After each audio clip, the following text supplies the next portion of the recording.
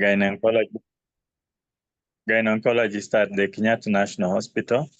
This being the Cervical Cancer Awareness Month, I'd like to welcome all of you to today's webinar to create awareness, and we see how the preventive strategies as well as treatment for cervical cancer. Our two presenters today will be Dr. Stella Njenga, who is a gynecology oncologist at the Kenyatta Gynecology Oncology Fellow at the Kenyatta National Hospital, University of Nairobi, and Dr. Yvonne Wekesa, Gyne Oncology Fellow, University of Nairobi, and Kenyatta National Hospital. So, Dr. Stella, we welcome you to right away proceed with your presentation.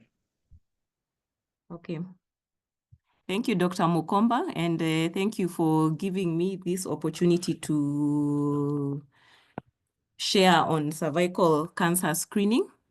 So as the introduction went, I'm Dr. Stella Njenga. I'm a Year 1 Oncology Fellow at the University of Nairobi. I hope I'm audible. You are Dr. Stella, continue. Great. Thank you. So this will just be a brief presentation, basically a brief overview of cervical cancer screening. And this is for the benefit of mainly the public, but also for healthcare workers. So I'll use a language that might be simplified so that everyone can be able to understand what I'm talking about. So just a brief introduction. So this is just a global map showing us how prevalent cervical cancer is globally. We know that it's the fourth most common cancer in women. And being the most common cancers are breast, lung, colorectal, and then now cervix. But having said that, it results in the highest mortality, highest deaths. So it leads to the highest number of deaths that are linked to cancer. So this is just a map that is showing you where cervical cancer is most prevalent. And you see sub-Saharan Africa, where we are at. Cervical cancer is very prevalent. So south of the Sahara all the way to South Africa. Also in Central America and in Southeast Asia. So those are the places that have the most, the highest prevalence of cervical cancer. And of course, this is because of mostly the low social economic status in these regions. So there is a poor access to screening, vaccination, and treatment. So many patients are not able, many women are not able to access these things because of lack of finances, lack of infrastructure, including even access by road to hospitals, lack of these healthcare facilities, especially in far-flung places. The other thing is, of course, now in this low and middle income countries, there is high HIV prevalence, which is really linked to. So people who are HIV positive also have persistent infection with HPV that causes cervical cancer.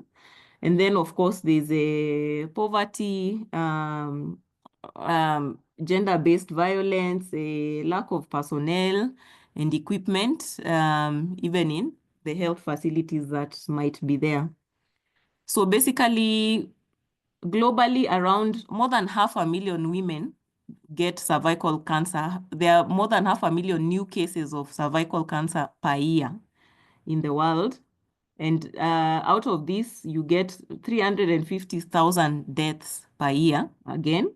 And 94% of these deaths occur in these low and middle income countries, mostly sub-Saharan Africa and the other areas that we have shown in this diagram.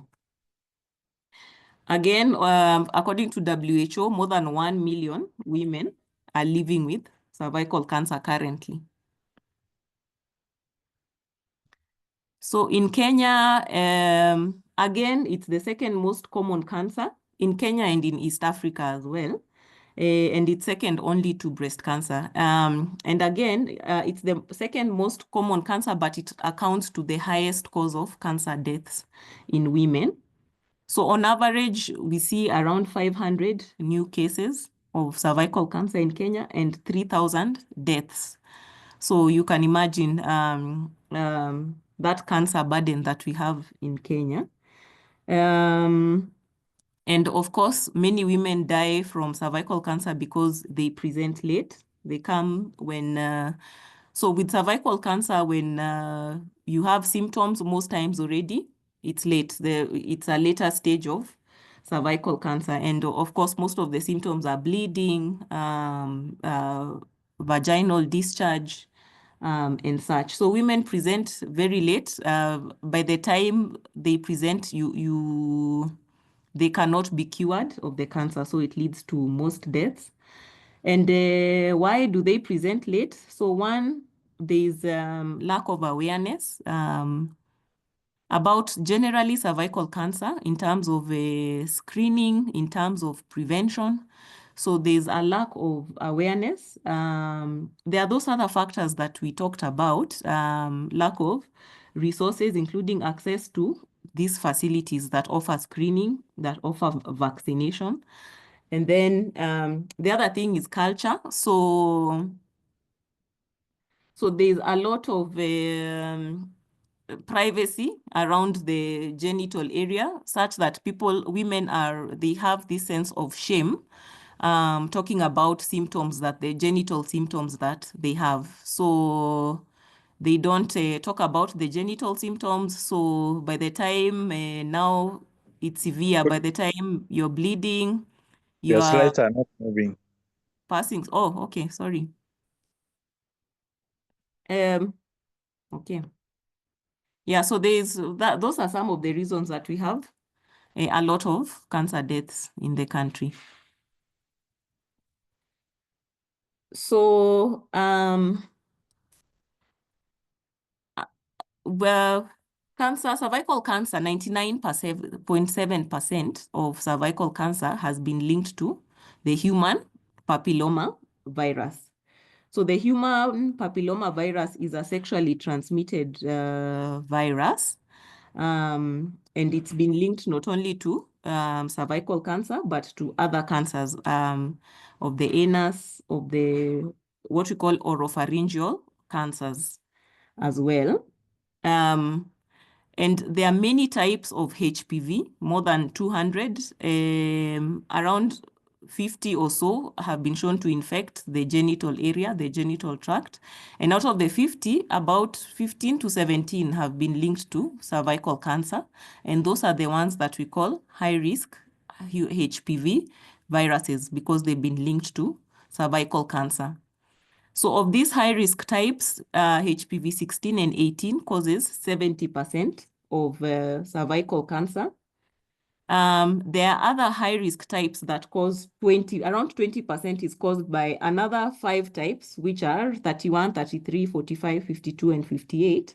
And then another almost 10% caused again by other types of HPV. And with time, they keep discovering more and more HPV types that are linked to cervical cancer. But of importance is 16 and 18 cause 70% of the cervical cancer. And most times it's asymptomatic. You won't have these particular symptoms that are going to tell you that you have HPV infection unless you're infected by the HPVs that cause genital warts. So there are HPVs that cause what we call genital warts. That's HPV 6 and 11. And then, so from data, it's been shown that around 60 to 80% of women will have been infected by genital HPVs by age 50. But the thing is, most times, if someone does not have any immune issues, they're not immunocompromised, it will be cleared by your own immune system. But now, for some people, the HPV is not cleared by their immune system, so it remains persistent. And this persistent infection with the high risk HPVs is what has been linked to cervical cancer. But having said that, the progress from persistent infection to precancerous lesions to cancer takes a long time. So on average, from HPV persistent infection to precancerous lesions, around 10 years, and then from precancer to cancer, another 10 years. So they give an average of 10 to 20 years. But having said that, there are some people who progress still very fast from persistent infection to precancer and to cancer for reasons that are not well elaborated at this time. So the risk factors, so as we said, cervical cancer is caused 99.7% by infection by HPV, and it's a sexually transmitted disease. So the risk factors are basically the risk factors that increase the chances of this sexual transmission of HPV. And one of those things is early sexual debut. So for women who have the first sexual intercourse at less than 18 years, there's a twofold increase in the risk of cervical cancer. Also women who have multiple partners, and then also women who you might not have multiple partners, but you have a high-risk sexual partner. And the high-risk sexual partner basically is a partner who has multiple sexual partners or has been treated previously for a sexually transmitted infection or has been known to have HPV or HPV-related conditions. And then history of sexually transmitted infections, things like gonorrhea, chlamydia, herpes. So if you've been treated for sexually transmitted infections, you also have a higher risk of having been infected by HPV, and thus a higher risk of cervical cancer. Again, women who have their first birth early, and those ones who have many children, so increased parity. The other risk factor is immunosuppression. So women who have reduced immunity, they are more prone to being infected by HPV, and not only being infected, but having a persistent infection by HPV, which can lead to cancer. The other things are the ones we talked about: low socioeconomic status because of lack of access to screening and vaccination, or ways to prevent someone from getting the HPV. The other thing that has been shown is contraceptive use, especially the combined oral contraceptives, with prolonged continuous use of more than 5 years. However, there's been studies that have shown that women who use the IUDs, the intrauterine devices, or the coil, they might have a reduced risk to cervical cancer. The other thing is smoking. So women who smoke, smoking also increases your risk of getting cervical cancer. The one thing that has been shown to reduce the risk of getting HPV and cervical cancer is having a male partner who has been circumcised.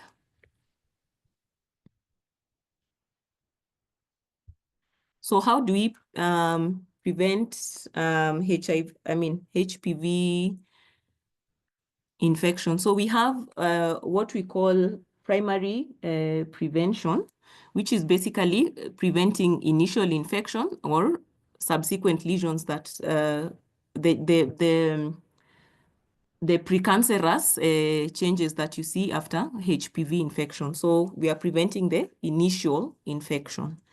And secondary prevention basically means that you're detecting the lesions and treating them early before someone develops any symptoms. So primary prevention basically is through vaccination. And the HPV vaccine has been shown to reduce many cancers, not only cervical cancer, but cancers and precancers of the cervix, the vulva, which is the opening to the genital tract, the vagina, the anus, the oropharynx, that is the mouth, throat, and all that, and head and neck cancers, and also prevents genital warts. So vaccination, there are different kinds of vaccines, and they are all available in Kenya. So we have what we call the bivalent vaccine, bi meaning that it covers 2 of the high-risk HPV types that we mentioned, and it covers HPV 16 and 18. And then we have what is called quadrivalent, meaning that it's covering 4 quadri, which is HPV 6, 11, which cause genital warts, as I had alluded to earlier, and HPV 16 and 18. So this is the Gardasil 4. The bivalent one is Cervarix.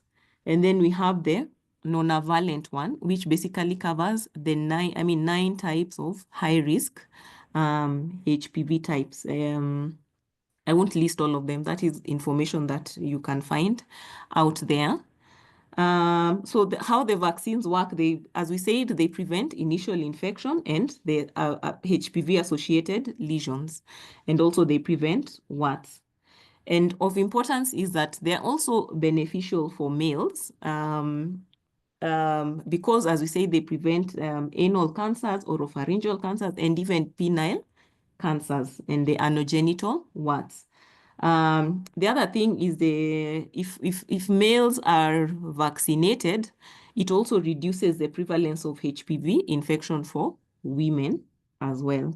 But the issue with the males vaccination, especially in our setting, which is resource poor, is the cost effectiveness of vaccinating males. So for our country where we have low resources, the women are vaccinated first because they would benefit more. And then, so as I said, in Kenya, the Gardasil 4 is available for free for girls aged between 10 to 15 years. But having said that, you'll find that it's almost available free in public hospitals for almost all women because of the poor uptake of the vaccine. So rather than have the vaccine expiring, many of these institutions will still offer it for free for other women as well. So it's recommended, the recommendation is to be given between 9 and 26 years. And the rationale for that is that you treat the girls before their sexual debut. That is before they are exposed to HPV. That's the time it's most effective. But having said that, even girls who have had their sexual debut should still be vaccinated because in as much as they've had their sexual debut, you might not know whether they've been infected by HPV and whether they've been infected by the types that are covered by the vaccine. For example, maybe they got HPV 18, but you don't know whether they got the other types like 31, 33. So it's still beneficial to vaccinate these girls even after they have had their sexual debut. For women who are 27 years old and above, it's individualized, but it is still beneficial because, so why they are not vaccinated prior is because most likely they have already been exposed to HPV before. Because by then already sexual debut for most women would have occurred and many have already been exposed to HPV. But as I said, you might not know which HPV they have been exposed to. They might not have been exposed to the HPV that they are getting in this vaccine. So it's still beneficial. And in countries like in the US, they've extended it up to 45 years. But again, the issue with giving women who are above 27 years in resource-poor countries is the cost effectiveness. So because it's more effective to be given to young girls before their sexual debut, it's more cost effective. But it doesn't mean that it's still not efficacious for women who are above 27 years of age. So up to 45 years, and some people have gone even beyond 45 years. How is it given? So for young girls between in Kenya, 10 to 15 years, they're given 2 doses. So the first dose and then another dose between 6 and 12 months. And then for women or girls who are above 15 years old, they are given 3 doses. So the initial dose, then another one at after 1 to 2 months, then the last one after 6 months. And this is because girls who are younger have a better immunologic response than women who are older. So that's why younger girls can be given lower doses.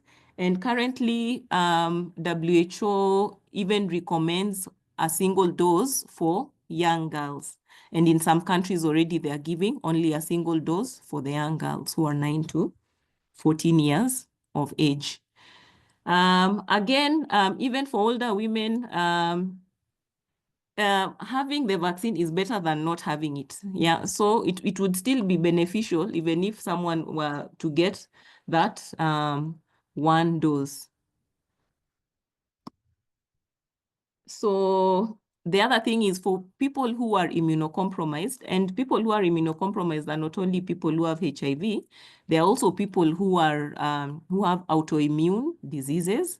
There are people who have had transplants. There are people who are on immunosuppressive treatments. So for this, all these are people who are considered immunosuppressed, and they should also be given 3 doses regardless of the age, instead of the 2 or the 1 dose. For women who are pregnant, it's not recommended, but women who are breastfeeding, it has not been shown to have any harm. And as we said, even for people who have been treated for prior for HPV-associated lesions, they can still be given because it will still protect them from maybe the HPV types that they have still not been exposed to, but they're still the high-risk HPV types. For healthcare workers, especially healthcare workers who deal with these precancerous lesions of the cervix or cervical cancer, it's been shown to be beneficial for reducing the risk of oropharyngeal cancers. And how would these oropharyngeal cancers occur? It's from the vapors that might be inhaled when doing those excision or ablation procedures. So it's been shown to be beneficial for healthcare workers who are at increased risk of getting this HPV and even oropharyngeal diseases. So basically, that's it for the vaccination. I've not included all this in the slide. I didn't want to make the slide too busy, but I hope we are all together.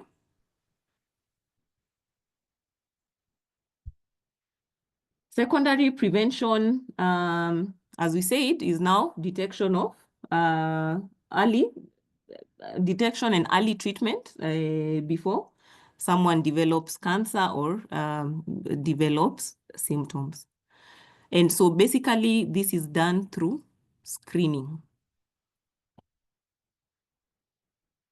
So so WHO launched this strategy in 2020, which is the global strategy to accelerate elimination of cervical cancer in the whole world as a public health problem. And the aim is to get 90% of girls fully vaccinated with HPV vaccine by 15 years, to get 70% of women screened with a high performance test by 35 years of age, and again by 45 years of age, and to get 90% of women who have been identified with cervical disease to get treated. So 90% of women with precancer and 90% of women who get cancer at least to be treated. So basically, that's the WHO strategy, which we hope we'll be able to achieve one day.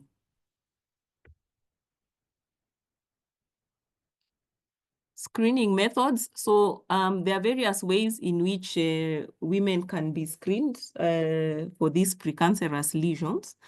And primary HPV, so there's HPV DNA testing where they're testing the fragments of this HPV in the cervical cells of the high risk HPV types that we have talked about. So that is what is recommended by most organizations. That's where people are moving to, especially in high resource settings, because it's been shown to be very effective in detecting these precancerous lesions. But it might not be freely available in our setting, in low resource settings. So might not be very widely used in our setting. I know the government and the cancer program, they launched this gene expert HPV testing, which could be used, the same technology as gene expert testing for TB, and they had even circulated the kits for that when they were doing the screen and treat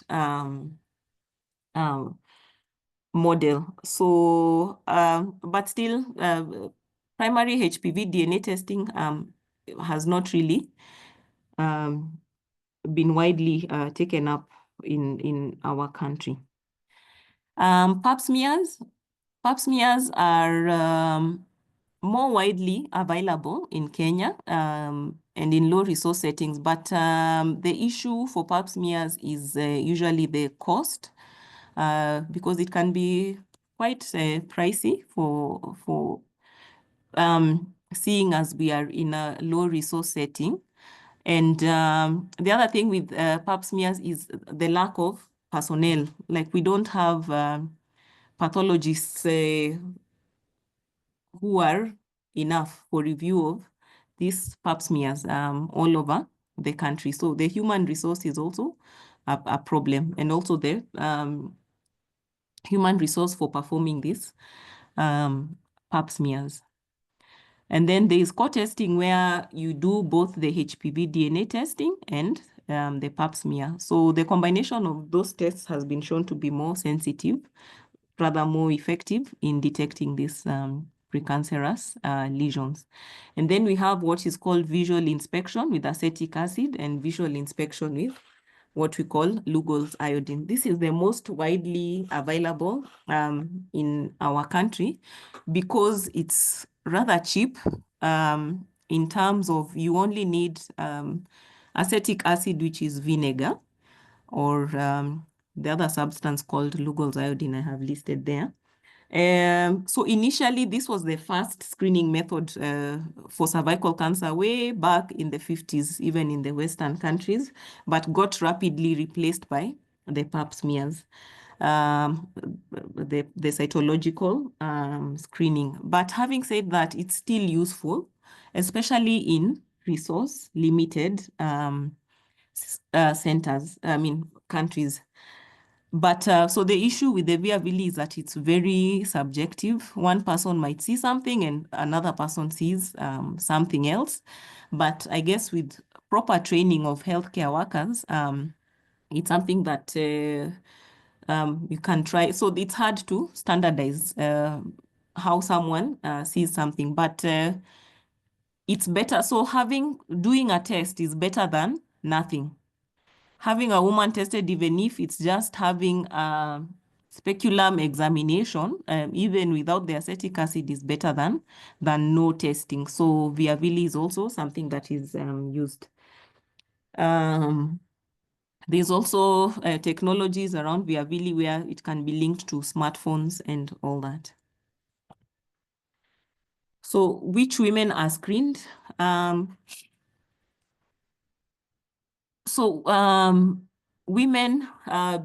so screening starts, especially in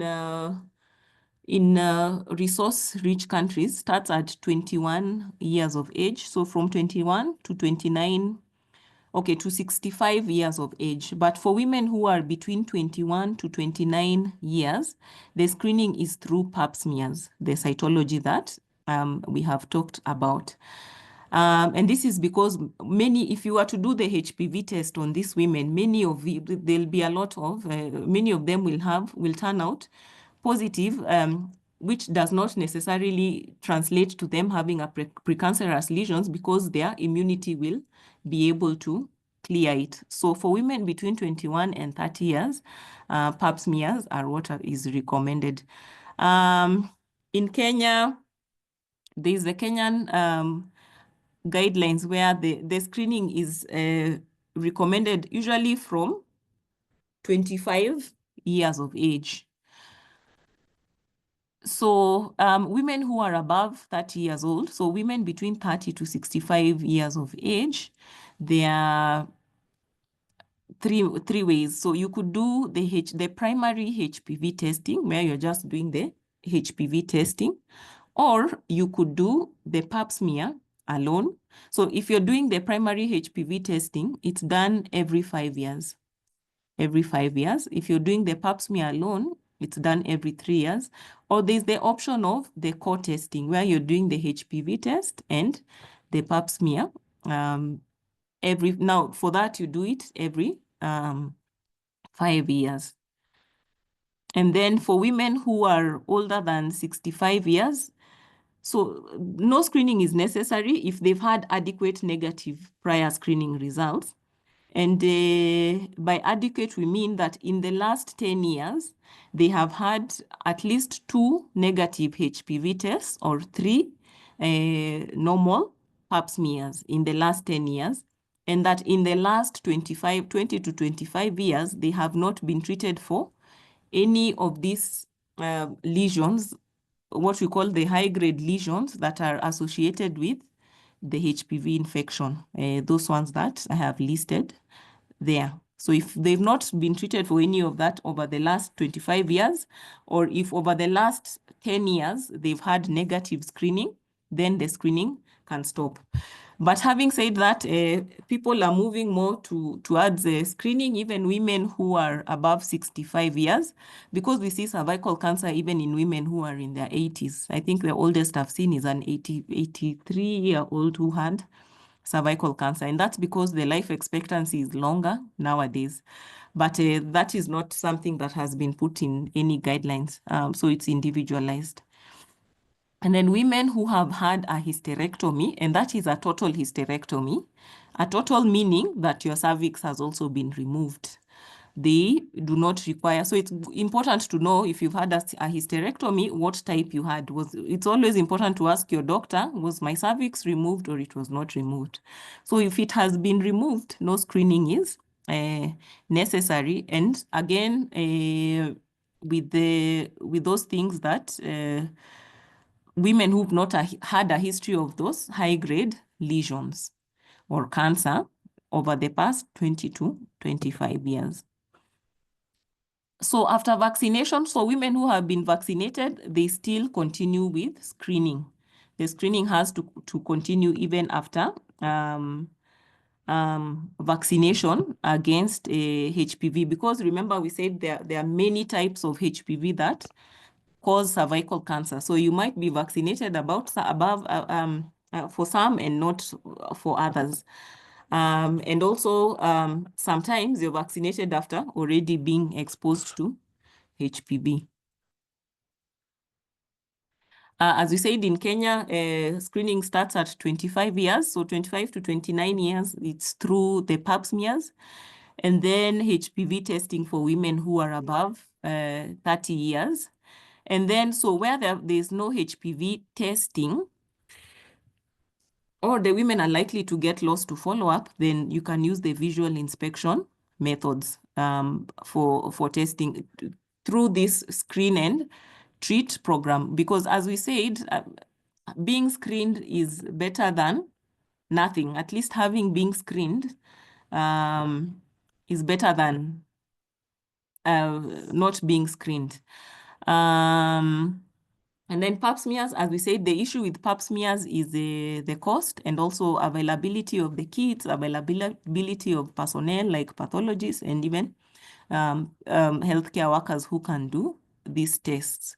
But ideally, I think as our country continues growing, these things are going to be available. So as we said, having been screened even once in your life is better than not having been screened at all.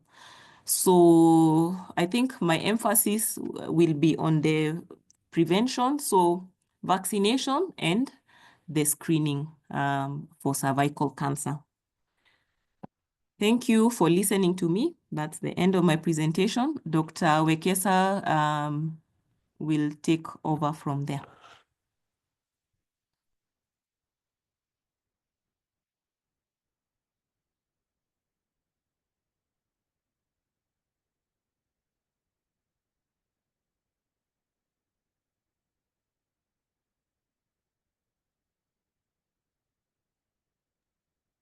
Thank you, Dr. Stella, for that excellent presentation.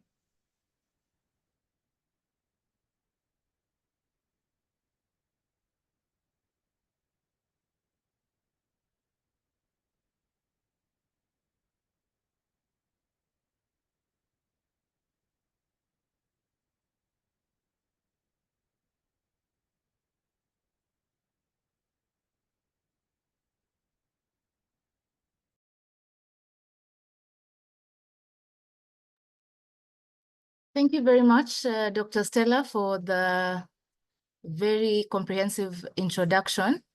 As you heard before, I'm Dr. Yvonne Wekesa, a gynecology fellow at the University of Nairobi, based at Kenyatta National Hospital. So I'll just, in the same vein, focus on cervical cancer presentation, diagnosis, and available treatments. And I will try and simplify this as much as possible. My understanding is most of our audience today is non-medical. So we'll try and simplify this in just a few slides. So basically what we're looking at today, Dr. Stella's presentation is the most important for the purposes of this month, cervical cancer awareness, because screening and vaccination is largely what we are advocating for as the clinicians in the gynecology space, because that would be able to control more than 90% of these cervical cancers. But when we get to the point where we are now trying to look at the clinical presentation of cervical cancer, it's very important to know that early cancer is usually asymptomatic. What that means is that most of these cancers will occur without any symptoms at all.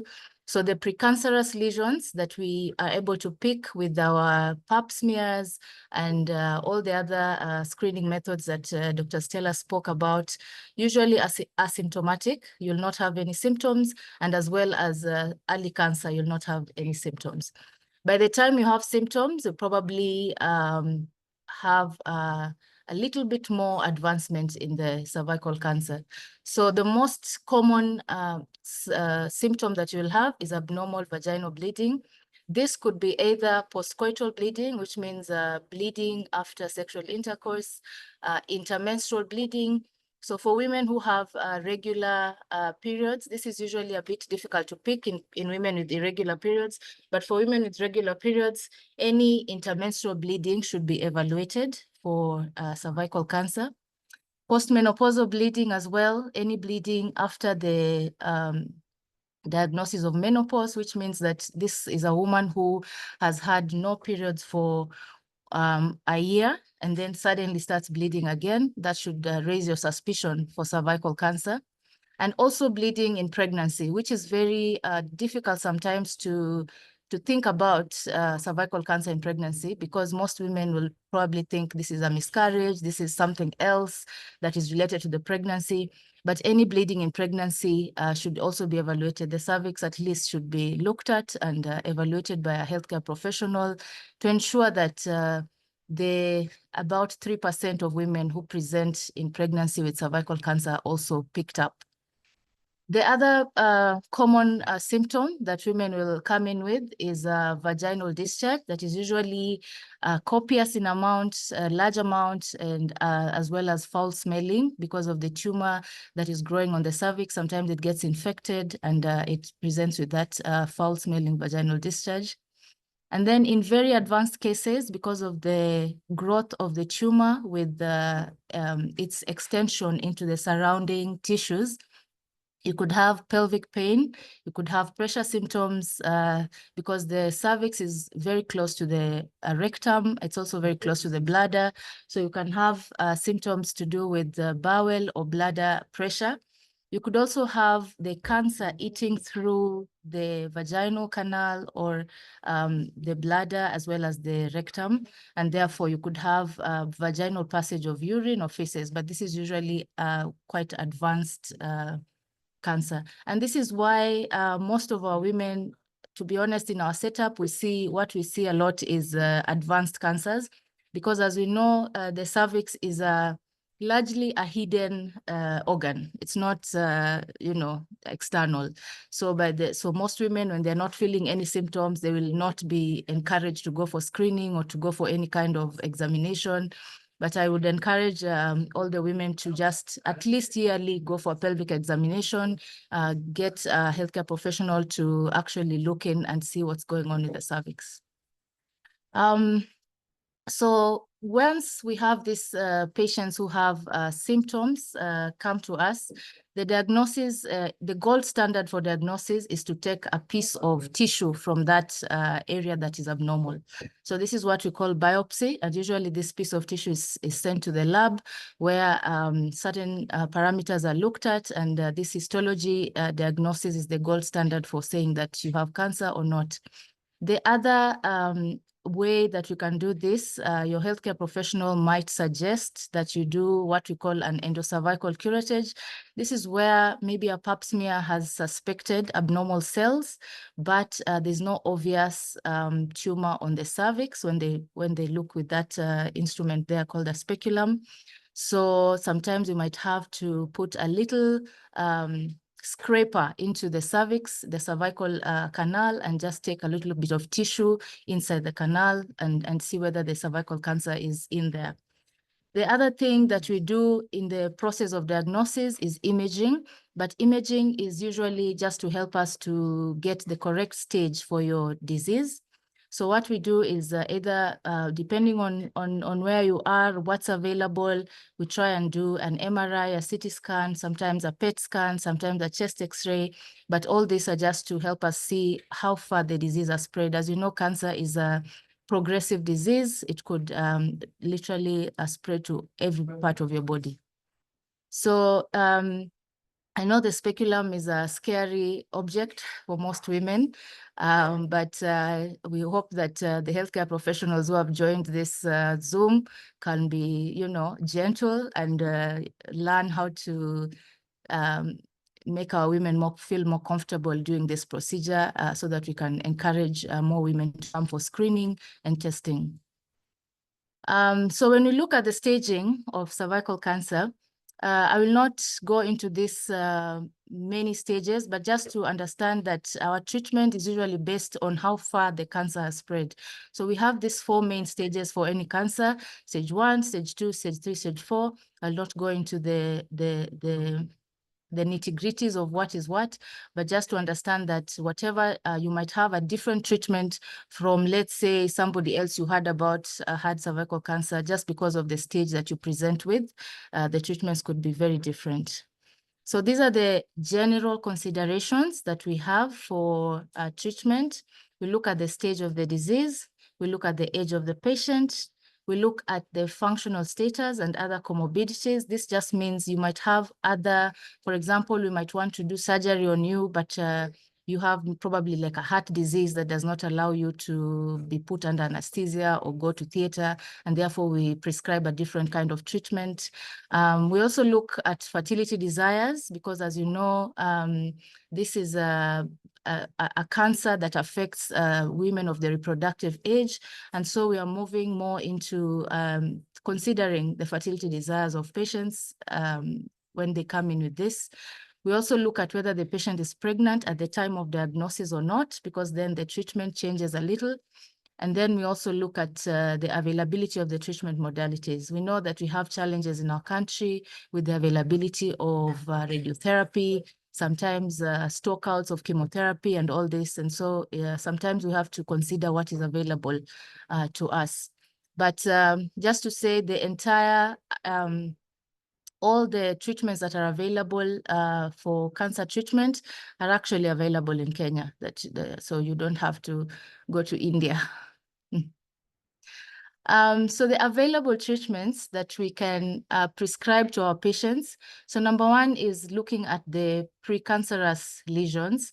So the precancerous lesions are the ones that Dr. Stella was talking about, the ones you could pick by pap smear, by colposcopy. Colposcopy is where you look at the cervix in outpatient with a little gadget that has a microscope, and that one helps us to better visualize the cervix and be able to pick the abnormal cells and take a biopsy. So these precancerous lesions can be treated by several excision procedures. One that you might hear your doctor talk about is the lip. You don't need to know what it is in full, but the lip is the procedure where we just take off a slice of the cervix, and that helps us to get a better tissue to evaluate in the lab and also to treat. It's also a treatment for the precancerous lesions if we're able to take it all completely. The other way we can treat precancerous lesion is something called conization, where again, it's the same principle, but we do this in theater because we take a little bit more tissue from the cervix. And this tissue usually looks like an ice cream cone. That's why we call it conization. So that also helps us to get a better diagnosis, but also helps us to treat the precancerous lesions. There are other methods. We can use cryotherapy, which, as the name suggests, is using a very cold probe that sort of freezes the abnormal cells. And also we can use thermocoagulation, which means we use heat to literally burn off the abnormal cells. The other so when we look at treatment, those are the three major groups that we put you into: the precancerous lesions, the early stage cancers, and the advanced cancers. So for the early stage cancers, the ones that we were able to catch early, we are able to do aggressive surgery. So this is usually your healthcare professional will talk about radical hysterectomy, which is a bit different from the hysterectomy that we do for other conditions that are not cancerous. It's just more, we take more tissue basically than what we take in another hysterectomy. And then we also do, for the advanced cancers, we are able to do combination therapy. So for patients who have advanced cancers, surgery may not be an option because that would just cause more morbidity or complications because of how far it has spread. So for these patients, we prefer to combine treatment with chemotherapy, which is usually an IV medication that we give you to kill off the cancer cells. We also do radiotherapy. We also do brachytherapy. I'm sure we've all heard about this and they're available. So what is most exciting now is that we are now able to also do fertility sparing procedures for women who still desire to preserve their fertility. But of emphasis is that this is only available to women with very, very early cancers.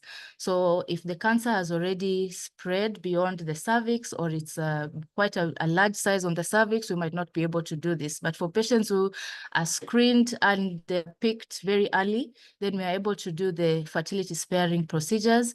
We are also able to offer them this option of egg harvesting and cryopreservation because, as you know, there are patients who will go on to receive radiotherapy, and radiotherapy affects the function of the ovaries. So we are able to harvest the eggs and keep them for you, and then go through the process of treatment with the radiotherapy. So these are just the fertility sparing procedures that we do here. So trachelectomy simply means removal of the cervix alone. So we are able to do just removing the cervix, and then we are able to put a stitch in the whatever is remaining, the upper portion of the cervix that remains with the uterus. We are able to put a stitch so that women can still be able to carry their pregnancies to term. We are also able to do what is called cervical conization, what I showed for the precancerous lesions.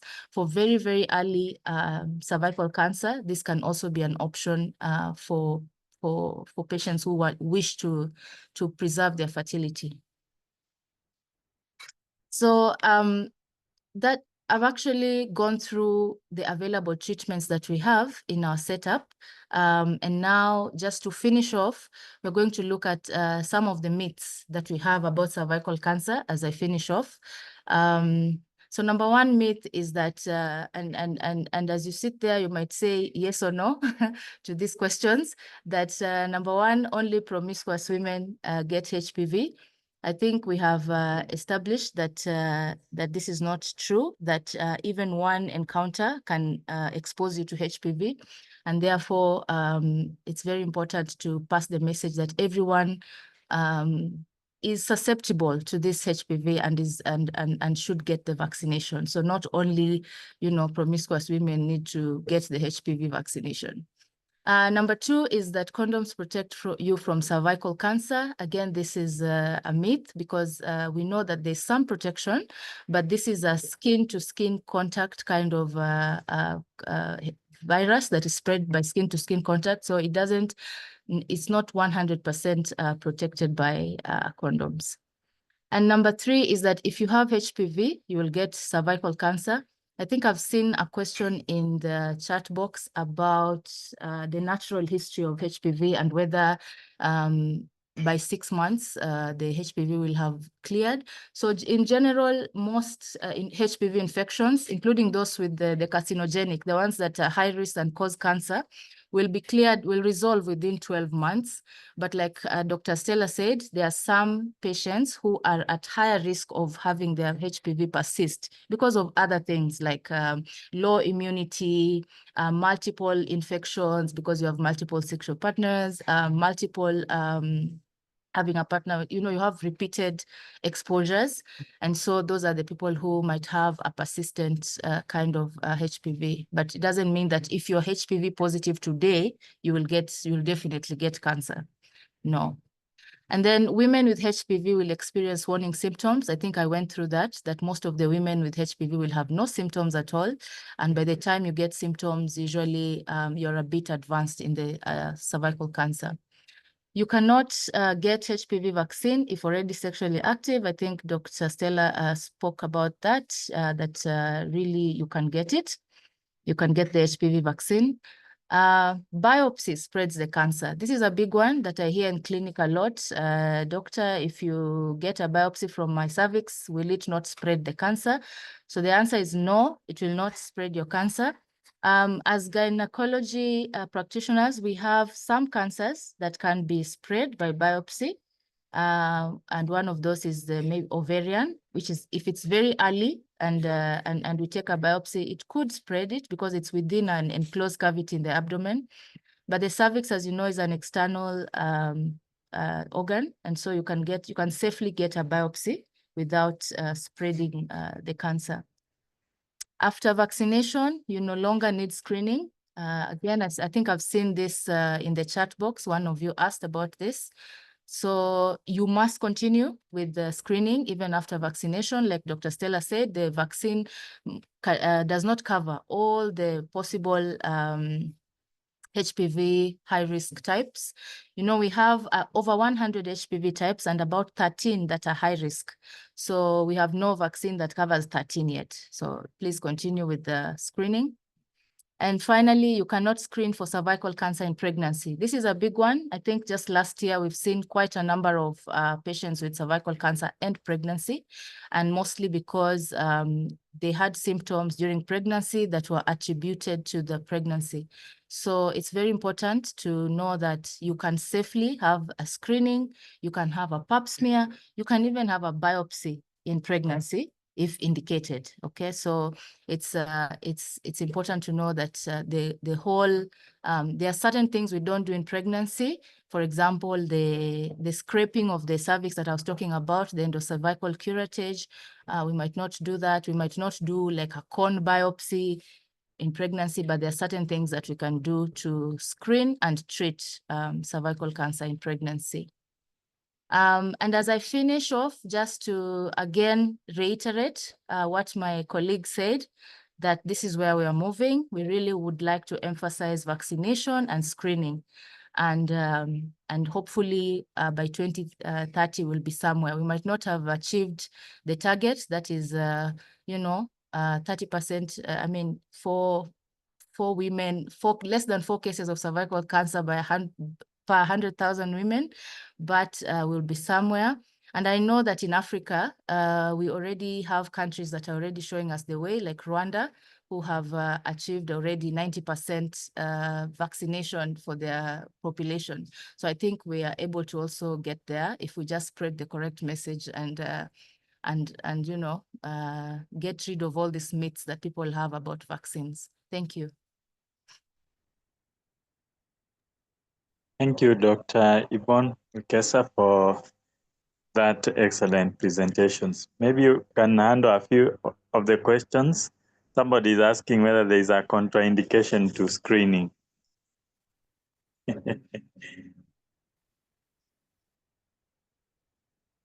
Maybe you could answer that. Yes. I don't know if I'm still. Yes, you're audible. Oh, okay. Yeah. So, not really. I mean, every time you go to your healthcare profile, we have many ways of screening. And so if one does not, for example, if you're pregnant, we might not be able to do one thing or the other. But for every patient, we are able to find a way to screen you. That's what I would say. Yeah. I think the other one is if you test for HPV and it tests positive.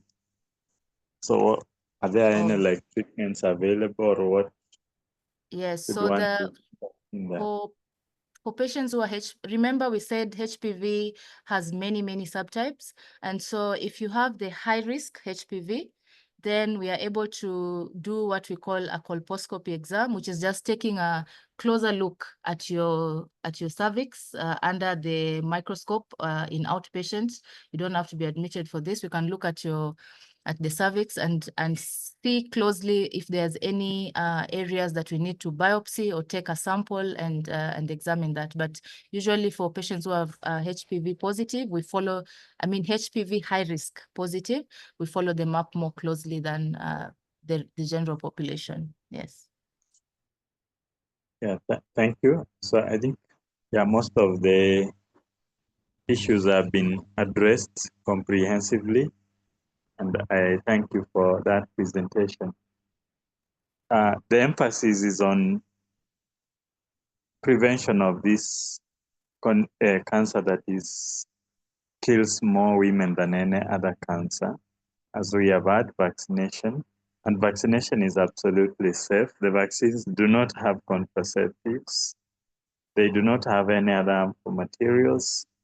And once it is given, one does not, as of now, after the 3 doses, there has not been established a benefit for a booster vaccine.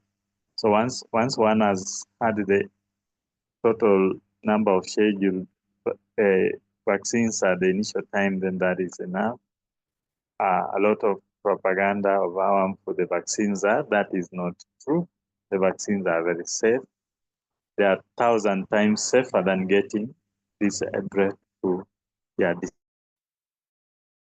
It's like you have seen, that causes a lot of bleeding, that causes kidney failure, that causes fistulas, that causes a lot of pain and suffering, and is very expensive to treat once one has been diagnosed. But the other important message is for those who already have been diagnosed with cervical cancer, there is hope, because they can be treated if we find it early through radical hysterectomies, that is surgery, or those who are at later stages can be treated through chemotherapy and radiotherapy.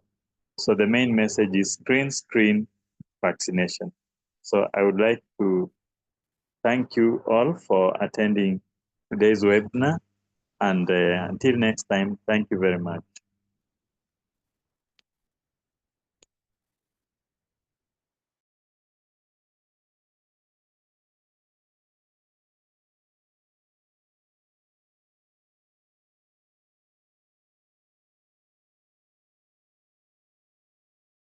I think we end up.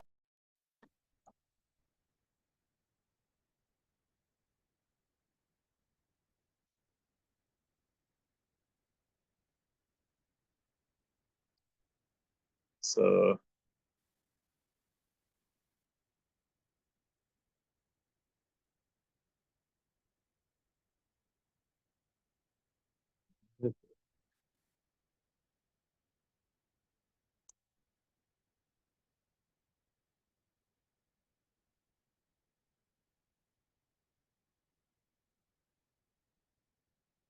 yeah, a question about the value of voltsmia in women who have had total hysterectomies.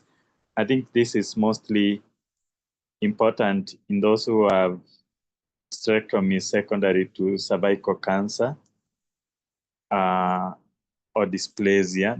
Those would benefit from voltsmias. But even those who have had total hysterectomies, in select cases, we know because HPV will affect the vaginal walls as well. So sometimes, though it's not as a common problem like cervical cancer, once in a while one can pick these plastic cells from the vaginal vault or the vaginal wall, or, well, occasionally one does pick even malignant cells. Hope that is well answered.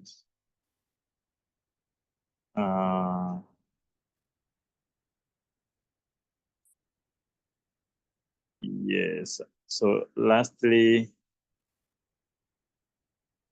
Alvin, there's somebody who wants his questions answered.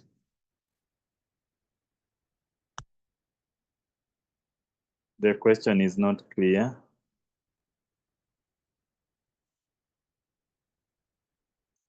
About the DNA being negative for 1618, but positive for others. Like we said, there are many variants of HPV. Can be negative for 1618, but positive for others. Okay, another question.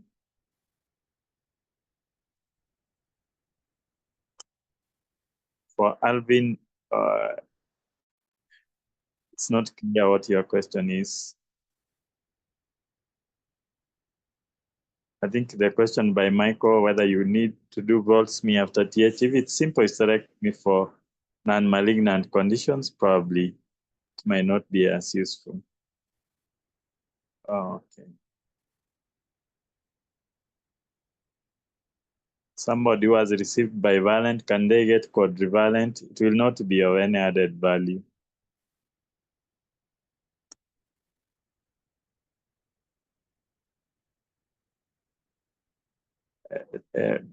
Ellie is asking about cervical cancer in pregnancy.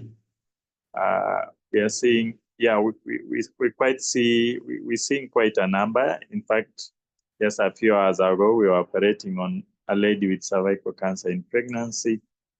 And in terms of management, of course, like Yvonne and Stella said, we can screen and even in pregnancy and take biopsies. So once there's diagnosis, then depending on the stage of disease, between and the desire of the patient, between second and third trimesters, we can give neoadjuvant chemotherapy and take the pregnancy to about above 34 weeks. Our index patient today was at 37 weeks, had earlier been diagnosed with CS cervix as stage 1B, 1B2, and had gotten chemo from, I think, around 24 weeks.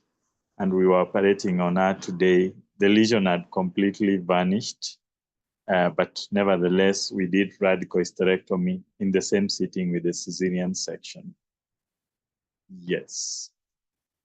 Those who are at advanced stages, of course, they'll benefit from neoadjuvant chemotherapy. Then once we do the delivery above the age where the fetus is viable, above 34 weeks, then we can send them for chemoradiation. So the message is, if the patient is desirous of continuing the pregnancy, then that chance can be offered with neoadjuvant chemotherapy and later surgery or chemoradiation as appropriate.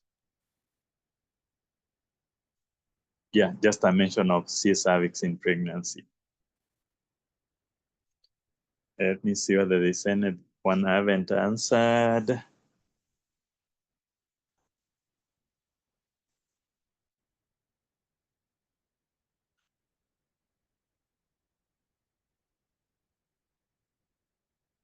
What can happen if my partner has cervical cancer and I have intimacy with her? And what precautions should I take? That is LFAS. If your partner has cervical cancer, she should go for treatment of the cervical cancer. After the treatment, then you can have intimacy.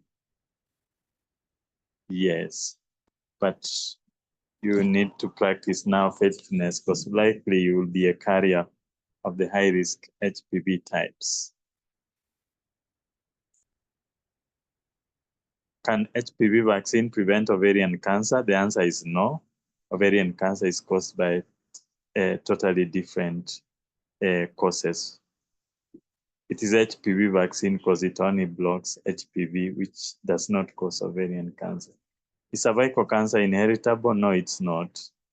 Like we said, it's purely almost an infectious disease. What is the highest age limit for screening? We said the national guidelines go up to 65, but I would say for all those who are sexually active, even above 65 should have regular screening for cervix. Like I've said, recently we had a lady was, I think she was 92 with cervical cancer. Yeah, so maybe she got when she was 80 or 70. So sometimes you have to individualize these things. Okay. I think I've gone through most of the questions and answers. Somebody is asking, how will somebody with vaginal stenosis be treated? That one now you have to refer to a gynecologist to see what's causing the stenosis and handle it as appropriate. Okay.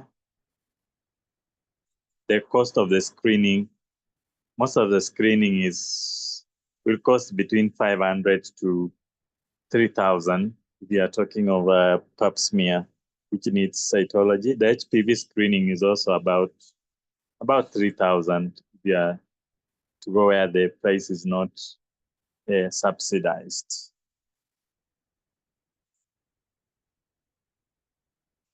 How should one advise a lady with positive VIA and negative HPV? If the VIA is positive, then she should go for colposcopic biopsy or thermoablation of the positive lesion, because that means she stands a risk of that transforming into cancer.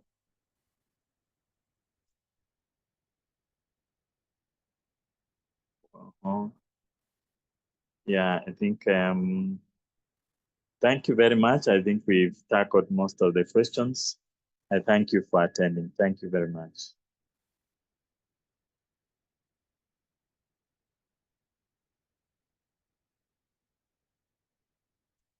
Let me see whether there are some questions that are coming in. An adult needs 3 doses of the HPV vaccine, whereas the children can get between 1 and 2. That's from Tabitha.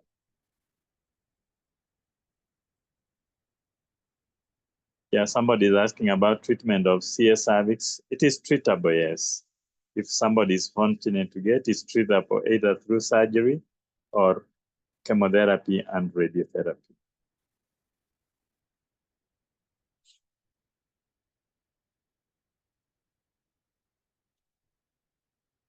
Let me see whether there's one last one.